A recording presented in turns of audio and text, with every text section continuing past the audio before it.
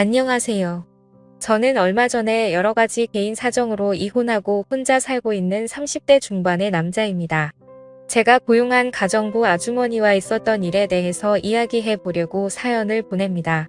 제가 초등학생 때 어머니가 돌아가시고 그때부터 쭉 아버지와 단둘이 살았는데 아버지는 사업 때문에 매일 바쁘신 분이었고 저도 제 나름대로 공부하고 직장 다니며 바쁘게 살아왔습니다.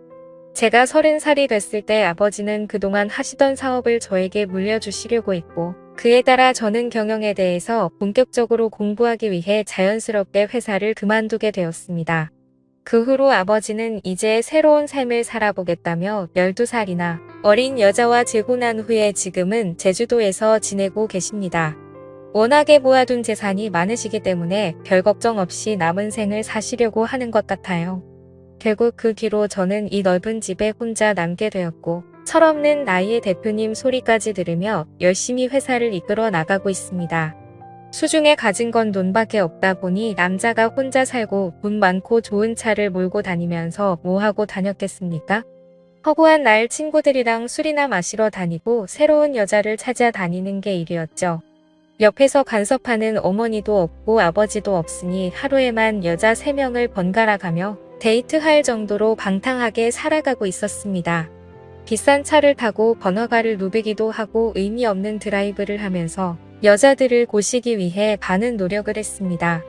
그러다 친구의 결혼식에 초대받아 참석한 적이 있는데 기풀이 현장에서 신부 친구라고 소개받은 여자를 보고 첫눈에 반해서 그녀에게 적극적으로 구애하기 시작했습니다.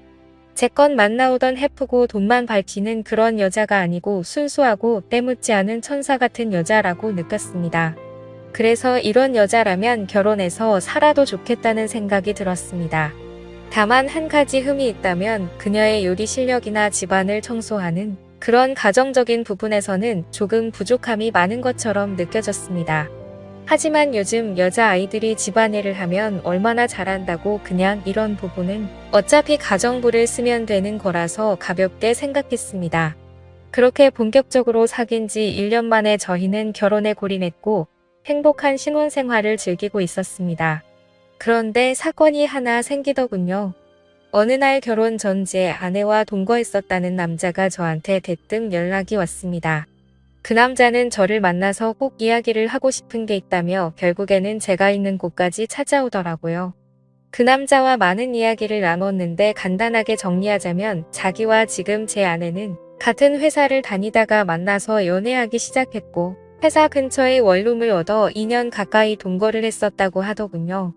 그렇게 동거하면서 잘 만나고 있는 와중에 친구 결혼식에 갔다가 저를 만나게 되면서 자기가 환승 이별을 당했다는 겁니다.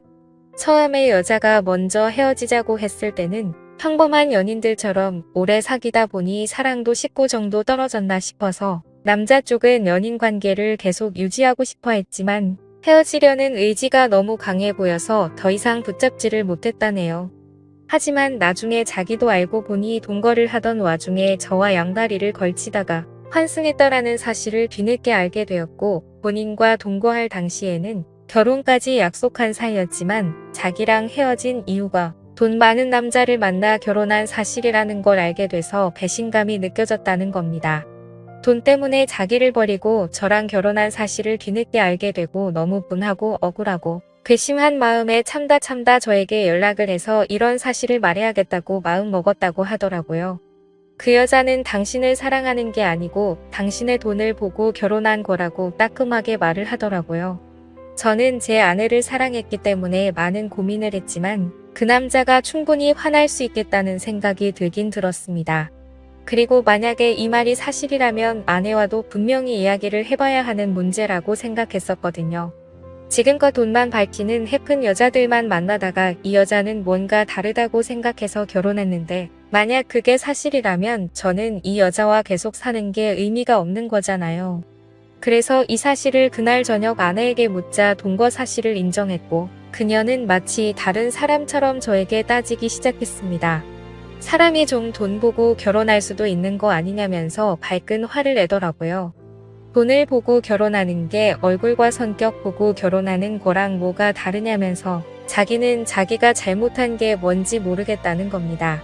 저는 그런 그녀의 모습에 머리가 깨질 것처럼 충격을 받았습니다.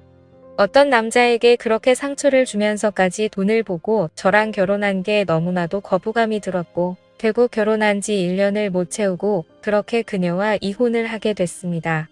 결혼한 지 얼마 안 돼서 이혼을 겪은 터라 많이 당황스럽기도 하고, 아무래도 이혼한 후에 집에 여자가 없으니까 집안 꼴이 엉망진창이 되고 어느 순간부터는 걷잡을 수 없이 집이 더러워졌습니다.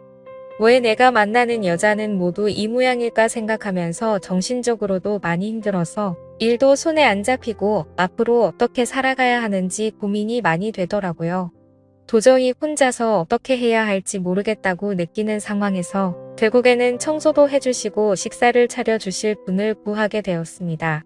저는 아르바이트 구하는 사이트에 부인 공고를 했고 연락이 왔는데 그분이 그렇게 음식 솜씨가 끝내준다는 말을 스스로 하시길래 아주머니를 만나서 이야기를 나눴습니다. 스스로 40대 중반이라고 소개를 했지만 제가 아주머니라고 부르기도 민망할 정도로 젊어 보이고 세련된 느낌이 나는 여자더군요. 보통 가정부라고 말하면 상상되는 이미지가 있잖아요. 머리는 촌스럽게 파마를 하고 펑퍼짐한 옷을 입고 꾸미지도 않는 그런 아줌마 같은 이미지요. 근데 이분은 그런 상상 속 가정부의 모습과 너무 달라 솔직히 조금 놀랐습니다. 요리 실력이면 요리 실력, 집안일이면 집안일, 게다가 전고, 얼굴까지 예쁘니까 당장이라도 집에 와달라고 말씀을 드렸죠. 그러자 자기도 얼른 일을 시작하고 싶었는데 잘 됐다면서 하루라도 일찍 일할 수 있는 곳을 찾고 있었다고 첫날부터 바로 일하게 되었습니다. 일이 일사천리로 진행돼서 참 감사하더라고요. 저는 그날 일찍 퇴근하고 집에 들어갔는데 거지 같았던 집안 꼴이 청소가 많이 돼 있고 집안에는 맛있는 냄새가 진동을 하더라고요. 제가 가장 좋아하는 보쌈 정식이 한가득 상에 차려져 있었고 깨끗해진 집과 맛있는 집밥을 보니까 어찌나 감사한지 울컥한 감정이 들었습니다. 저는 옷을 갈아입지도 않고 식탁에 앉아 갓 담은 김치와 촉촉한 고기들을 입안 가득 넣었습니다.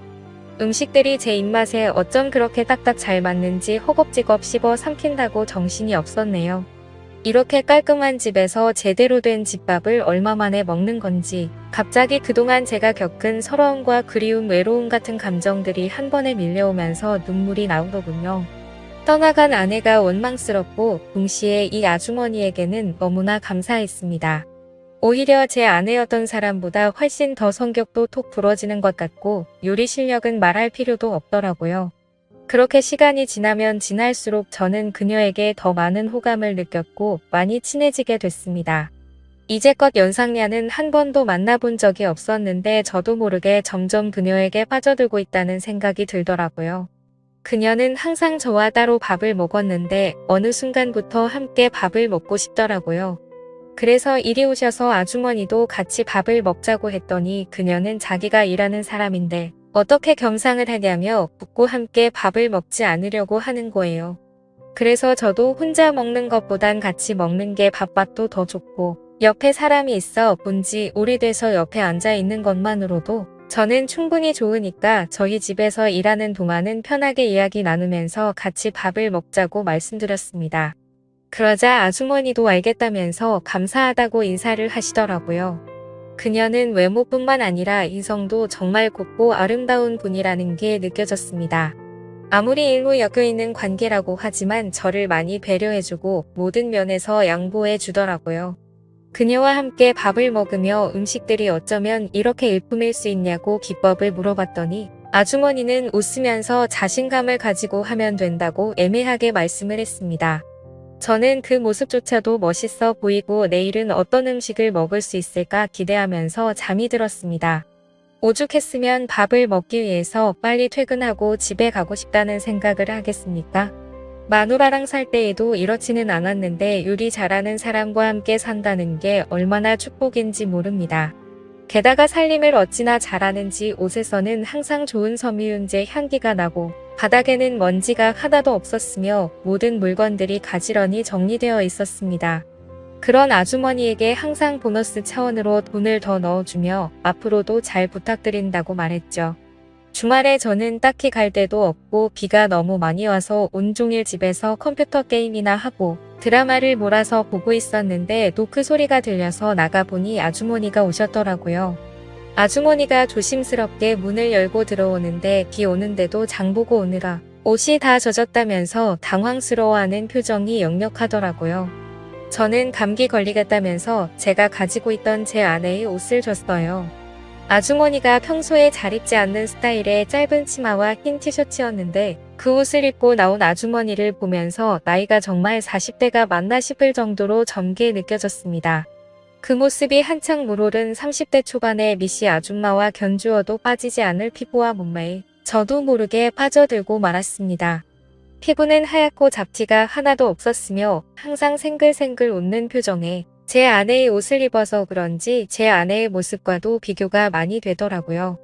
당연히 제 아내보다 이 아주머니가 훨씬 더 외적으로는 아름다웠습니다.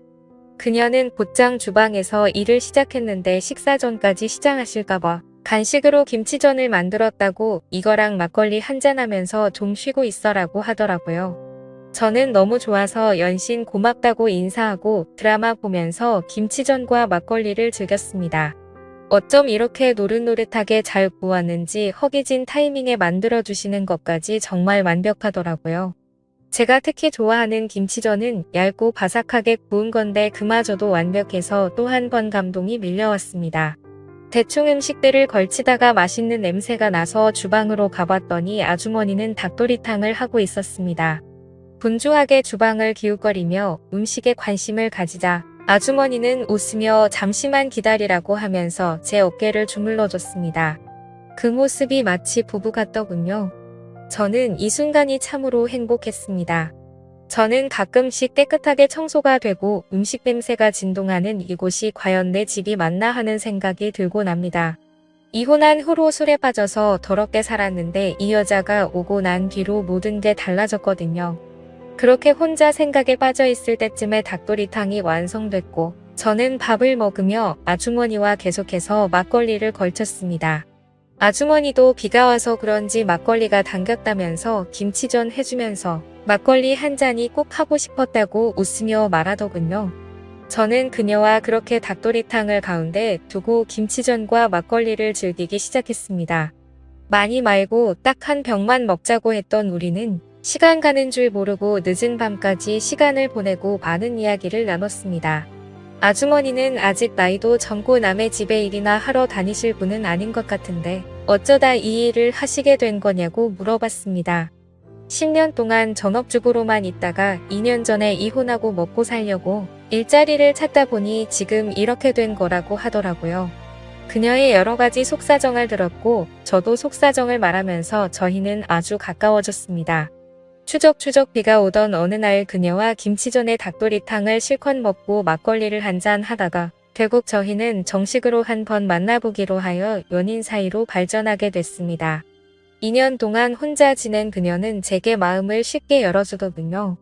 연인 사이라고 하지만 그래도 금전적으로 엮여있는 관계이기도 하니까 저는 좀 더 신경 써서 그녀를 챙겨줬습니다. 이전에 아주머니에게 드렸던 돈을 거의 2배 정도 되는 돈을 드렸고 그녀와 더 돈독한 사이로 발전하게 되었죠.